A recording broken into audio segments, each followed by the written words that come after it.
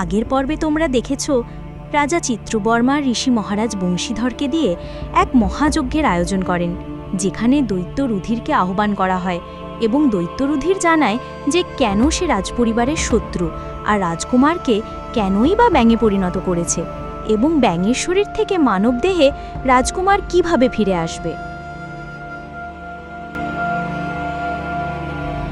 আরে তুমি তো একটা ব্যাঙ, তাই না? ছায়ালতার সাথে এসেছো। তুমি ছায়ালতার বন্ধু, আমিও ছায়ালতার বন্ধু। তাহলে আজ থেকে আমরা দুজনে একে অপরের বন্ধু হলাম। আরে টিকলি, তুমি এইখানে? তুমিও ছায়ালতার বন্ধু? এ কি আশ্চর্য! তুমি আমার নাম কিভাবে জানলে? আর তোমার গলার আওয়াজটা আমার অনেক চেনা চেনা লাগছে, কোথায় যেন শুনেছি। আরে এইটা তো রাজকুমারের গলার আওয়াজ। রাজকুমার ছাড়া কারো হতেই পারে না। আজও আমার ভালোভাবে মনে আছে রাজকুমারের কথা। তুমি সত্যি করে বলো, তুমি কে? টিকলি, আমি তোমাকে সত্যি করে বলছি, আমি রাজকুমার।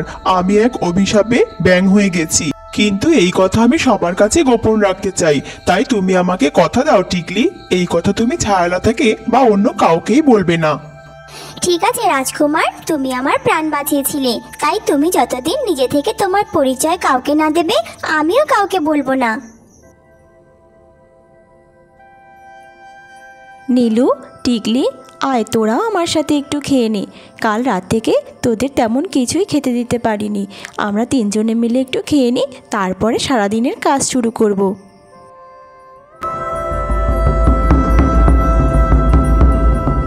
এই যে কালোমুখী ছায়া, সকাল হতে না হতেই ভোজ বসিয়ে দিয়েছিস নাকি রে? তোর সাহস দেখে অবাক হয়ে যাই। কেমন বেহায়া মেয়ে রে তুই, একাই খাবার নিয়ে খেতে বসেছিস? ঠাম্মা, কাল রাত থেকে কিছুই খাইনি। সকাল হতেই খুব খিদে পেয়ে গেছে, তাই একটু খাবার নিয়ে বসেছিলাম। ভাবলাম খেয়ে নিই, তারপরে কাজগুলো শুরু করব। চুপ কর একদম, মুখটা তুই বন্ধ কর, বুঝলি? দিন শুরু হতে না হতেই খাবার নিয়ে খেতে বসেছিস, আবার বড় বড় কথা ফুটেছে, তাই না? মনে রাখ, আজ থেকে দিনে কেবল একবারই খেতে পাবি, বুঝেছিস তুই? এখন দে খাবারের প্লেটখানা আমায় দে। এ কি, দয়া করে ওর সাথে এমন করবেন না, ও তো একটু খাবারই খেতে বসেছে। শোন, তোর মতো কালো মেয়েরা খিদে পেলে রাক্ষস হয়ে যায়, বুঝলি? তাই তোকে যত কম খেতে দেব ততই মানুষ হবি তুই। এই কথা বলে ছায়ালতার সামনে থেকে খাবারের প্লেটখানা তার পিসি ঠাম্মা নিয়ে চলে যায়। তা দেখে ব্যাঙ রাজকুমারের অনেক কষ্ট হয় এবং পিসি ঠাম্মার ওপর সে অনেক রেগে যায়। এই অপমানের প্রতিশোধ আমি নেবই ছায়ালতা, তুমি মন খারাপ করো না। সত্যি ছায়ালতা, পেটে আর এখন খিদে নেই, এখন মনের মধ্যে শুধুই জ্বালাই রয়েছে।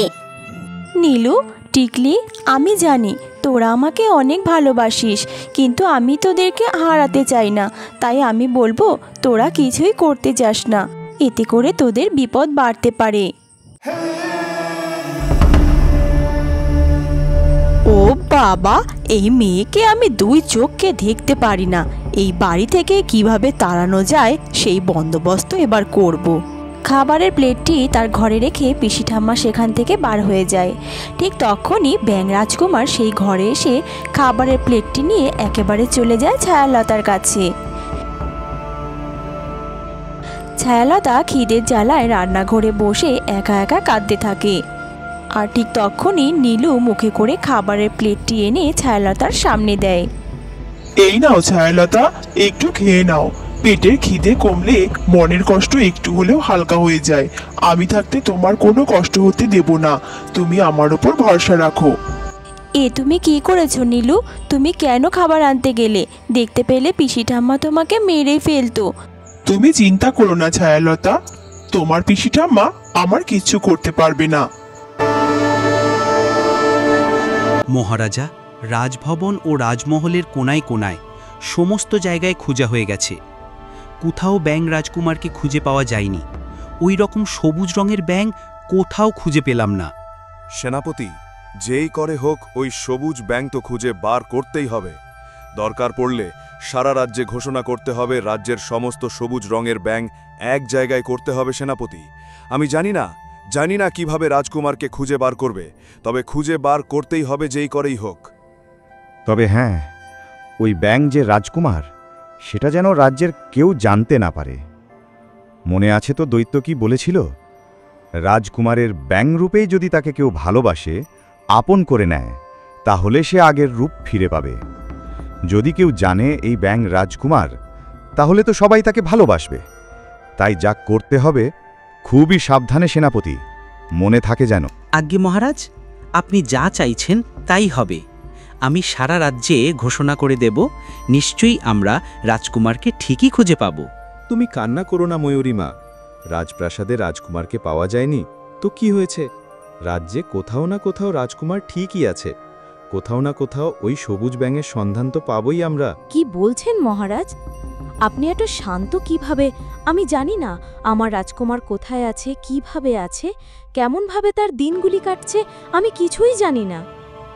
আমার চিন্তা হচ্ছে, খুব চিন্তা হচ্ছে। খুব তাড়াতাড়ি যা করার করুন। হ্যাঁ রানী, তুমি ঠিকই বলেছ, চিন্তা তো আমারও হচ্ছে। তবে তুমি চিন্তা করো না, আজই সারা রাজ্যে ঘোষণা করা হবে, নিশ্চয়ই রাজকুমারকে পেয়ে যাব।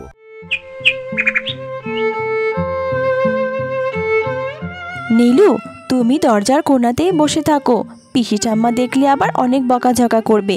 তাড়াতাড়ি রান্নাটা আমি সেরে নিই। এই যে ছায়া মহারানী, কখন আমি আলোকবর্ণার ঘরটা মুছে আসতে বলেছি না? এখনো রান্নাঘরে বসে খুন্তি নেড়েই যাচ্ছিস। রান্না করলেই বুঝি সব কাজ করা হয়ে যায়, তাই না? কলপারে কতগুলো বাসন পড়ে আছে, জামা কাপড় পড়ে আছে, উঠোনটাও ঝাড় দিসনি। কখন করবি এসব? তোর মতলবটা কি বলতো? সমস্ত কাজগুলো ফেলে রেখেছিস? তোর মরা মা এসে কি কাজগুলো করে দিয়ে যাবে নাকি রে? না না পিসি ঠাম্মা, এইভাবে বলো না। আগুনটা ঠিকমতো জ্বলছিল না, তাই রান্নাটা করতে দেরি হচ্ছে। আমি তাড়াতাড়ি করার চেষ্টা করছি তো। শোন, নাচ না জানলে উঠোন তো বেঁকা হবেই। ছি ছি, একেতেই কালি, কাজকর্মেও কোনো গুণ নেই।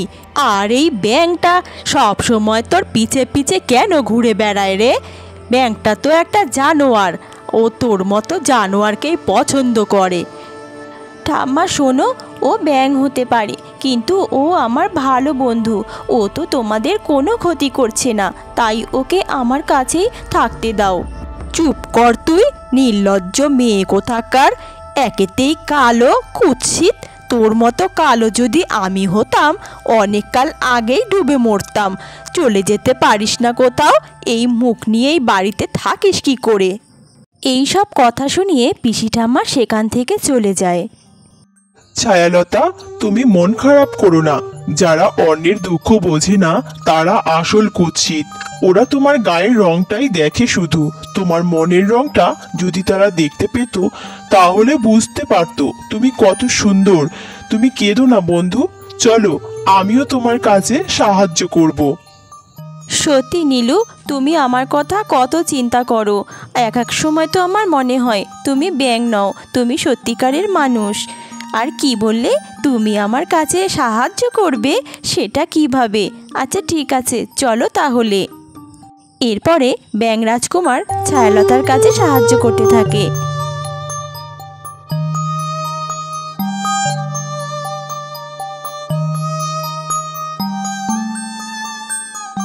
সত্যি নীলু, তোমায় আমি যত দেখি ততই অবাক হই। কখনো আমায় ছেড়ে যেও না নীলু, সব সময় আমার বন্ধু হয়ে আমার পাশেই থেকো। তোমায় দেখে আমি আমার মনে অনেক শক্তি পাই। ছায়ালতা, আমি জানি তুমি অনেক অসহায় একটি মেয়ে। আমিও যে এখন অনেক অসহায়, অনেক নিরুপায়। আমার যদি সামর্থ্য থাকতো, তোমায় এত কষ্ট সহ্য করতে দিতাম না। কিন্তু ভাগ্য আমাদের দুজনকে এক জায়গায় এনে ফেলেছে। নিশ্চয়ই এর পেছনে কোনো না কোনো কারণ তো আছেই, এটা আমি মানি ছায়ালতা। ব্যাঙ রাজকুমার মনে মনে এই সমস্ত কথা ভাবতে থাকে। ঠিক তখনই ছায়ালতার পিসি ঠাম্মা উঠোনের মাঝখানে পা পিছলে পড়ে যায়। ও মা গো, মরে গেলাম গো, কোমরটা ভেঙে গেল বুঝি। কে জল ফেলেছে উঠোনের মাঝখানে? মরে গেলাম গো, বাঁচাও গো, কে আছো? পিসি ঠাম্মার চিল্লামিল্লি শুনে ছায়ালতা ছুটে যায় পিসি ঠাম্মাকে সাহায্য করতে। আরে কি হয়েছে পিসি ঠাম্মা, তুমি এইভাবে পড়ে গেলে কিভাবে? লাগেনি তো তোমার কোথাও? হতচারী কালী কোথাকার, সব হয়েছে তোর জন্যে। আমি বুঝি না মনে করেছিস, ইচ্ছে করে এখানে জল ফেলেছিস যাতে আমি পড়ে যাই, আমার হাত পা ভেঙে যায়। একটু গালমন্দ করেছি বলে তুই আমার ওপর প্রতিশোধ নিচ্ছিস এইভাবে। আমার হাত পা ভেঙে দেওয়ার ফন্দি এঁটেছিস তুই, মনে মনে এত জ্বালা তোর। দাঁড়া, তোকে আজকে আমার শিক্ষা দিতেই হবে। এই কথা বলে পিসি ঠাম্মা সামনেই পড়ে থাকা একটি লাঠি তুলে ছায়ালতাকে অনেক পেটাতে থাকে। মেরো না ঠাম্মা, আমি এসব কিছু করিনি, মেরো না, লাগছে লাগছে, ছেড়ে দাও ঠাম্মা, আমি জানি না কিভাবে জল পড়েছে, ছেড়ে দাও। ছায়ালতা, ছায়ালতা, এখানে বসে বসে কান্না করিস না ছায়ালতা। দেখ, নীলুও কান্না করছে। ঠিকলি, কান্না করব না তো কি করব বলতে পারিস? আমার কি দোষ ছিল বলতো? ঠাম্মা শুধু শুধু আমার ওপর এরম করে কেন? কবে ঠাম্মা আমায় ভালোবাসবে? আমি জানি ছায়ালতা, এতে তোর কোনো দোষ নেই। এই কাজটা নীলু করেছিল আর তোর ভালোর জন্যই করেছিল, কিন্তু হিতে বিপরীত হয়ে গেছে, তাই জন্য নীলু অনেক কষ্ট পাচ্ছে। দেখ, কাঁঠাল গাছ তলায় বসে বসে কান্না করছে। চল নীলুর কাছে। কি বলছিস টিকলি এইসব? নীলু করেছে? কিন্তু কিভাবে, কেন? কই চল তো।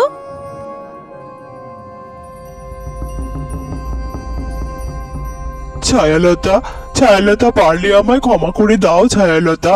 এমনটা হবে আমি স্বপ্নেও ভাবতে পারিনি।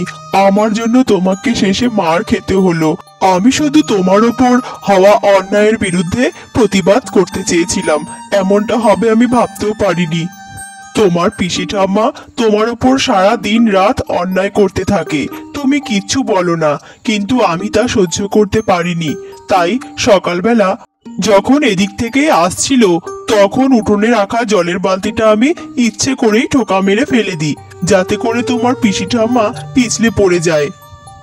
আমি জানি নীলু, তুমি যা করছো আমার ভালোর জন্য করছো, কিন্তু আমার যে ভীষণ ভয় হয় এইসব যদি পিসি ঠাম্মা জানতে পারে তাহলে আমার থেকে তোমাকে অনেক দূরে সরিয়ে দেবে। কেন তুমি বুঝতে চাও না নীলু? আমি চাই না তোমাকে হারাতে, চাই না, কোনো দিনও চাই না। তুমি সব সময় আমার সাথে থাকবে। লতা, আমিও যে তোমার সাথে সারা জীবন থেকে যেতে চাই। তোমার মতো ভালো একজন মানুষ এমন কষ্ট পাচ্ছে তা যে আমি সহ্য করতে পারি না। তুমি দেখো ছায়ালতা, তোমার জীবনে একদিন অনেক সুখ আসবে, অনেক ভালো থাকবে তুমি। তাহলে বন্ধুরা, নীলু কি পারবে সারা জীবন ছায়ালতার সাথে থেকে যেতে, নাকি বিচ্ছেদ রয়েছে নিকটেই? দেখতে হলে অবশ্যই চ্যানেলটি সাবস্ক্রাইব করে রাখো আর একটি লাইক কমেন্ট করতে ভুলো না কিন্তু।